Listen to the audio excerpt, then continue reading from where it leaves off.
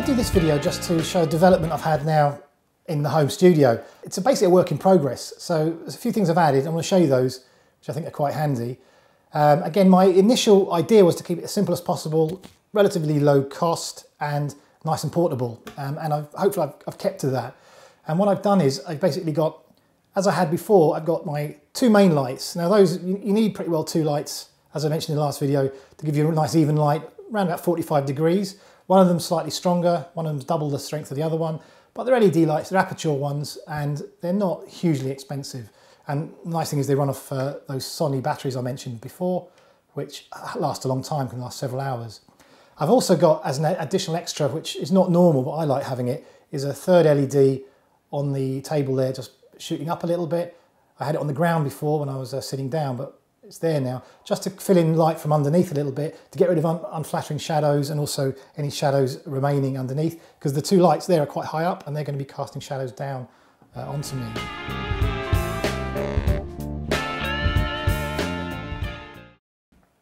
Now, that's pretty well the setup I had before. What I've added this time is, I've added, in response really to a post, a comment by a subscriber, is I've added a hair light. Now again, this isn't essential. In normal 3-point lighting, you would though have that as a hair light behind you. And what all it is a cheap Yonghui Pro LED video light. I think they're about £30, something like that, 20, £30. Not expensive, they're small, they're compact, easy to travel. I travel with it quite a lot. And the nice thing about it is it has these barn doors. Now, I've read a lot of reviews and stuff online saying, oh, it's pointless having them on these sort of LED lights. I disagree, they're actually quite useful.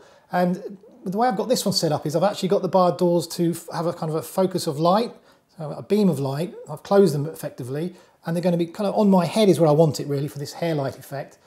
And I've also just not used a diffuser. There is a built-in diffuser. not using any diffusion on it. I've just put the pink gel, you might remember, it's the -1/8 minus green gel I've put on last time to get rid of some of that green look that you often get in this type of LED lighting. And I've matched it with the others basically, but I haven't put a diffuser on it, and I haven't used a built-in diffuser, mainly because you actually don't want the light diffused in this type of shot. You want it straight and you want it as focused a spot as possible.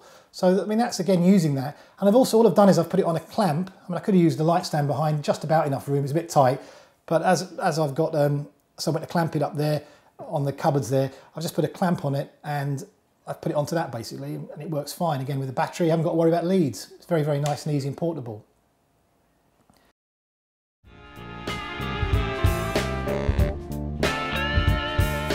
Now the other thing I've done as well is I've got my Panasonic camera, my camcorder. You could use any one. This is a relatively good one. I bought it a couple of years ago. This is around about, it cost me about £500 then, but I've always had great results from it. To be honest, you could even use a cheap £100 one, I'm sure, because all I'm doing is I'm using it to focus here on the table in front of me, and I'm recording now at the same time, so that as I'm discussing something, I can cut between the shots from the wide shot here to the close shot here of the camera or whatever I'm discussing. And all I've got to do afterwards is I've just got to sync the two tracks up, and I can cut between the two as I want. So that's quite a handy tip if you're actually demonstrating something, because obviously it's nice to have cuts between shots because it makes the shots more interesting anyway for the viewer. Plus it allows the viewer to see the stuff close up, and it saves you then having to spend more time afterwards going and shooting all over again a close-up shot.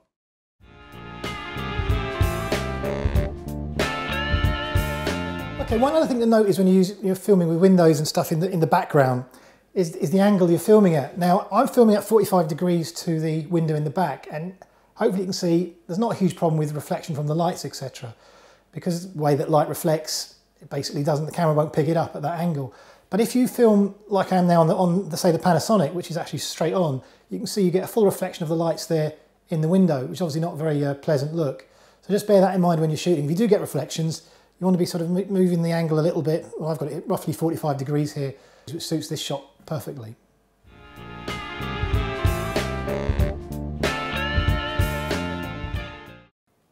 Now, one of the things I've done here is I've actually added a table so I can demonstrate stuff for the camera, so that's quite handy. And things, if you've got a confined space, as I said before, I'm trying to keep everything portable, easy to use, so I can use this space for other stuff. It doesn't have to be a studio permanently. Most people have that issue in their homes, I'm sure. So I've just got here a tabletop. It could have been which I've got a Velcro on it, and a I can put that away anywhere. Nice, easy, portable studio type setup to demonstrate equipment, etc. Now, some of the more eagle-eyed of you may have noticed I've also got another camera, which is obviously not normal, but I've put it here just for this demonstration of this studio setup.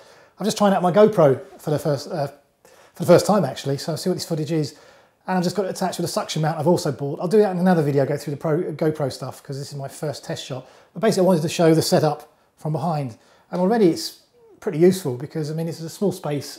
You know, I don't want a very heavy camera hanging on there to a cupboard particularly. So again, that's just to show the lighting setup in this shot. But I mean, it seems to me already it's maybe hopefully going to pay for itself. So that's the GoPro. So thanks very much for watching. I hope you found that useful. As you can see, this is very much a work in progress. And I hope you found some of the things I've done here useful in your own filming. Bye for now.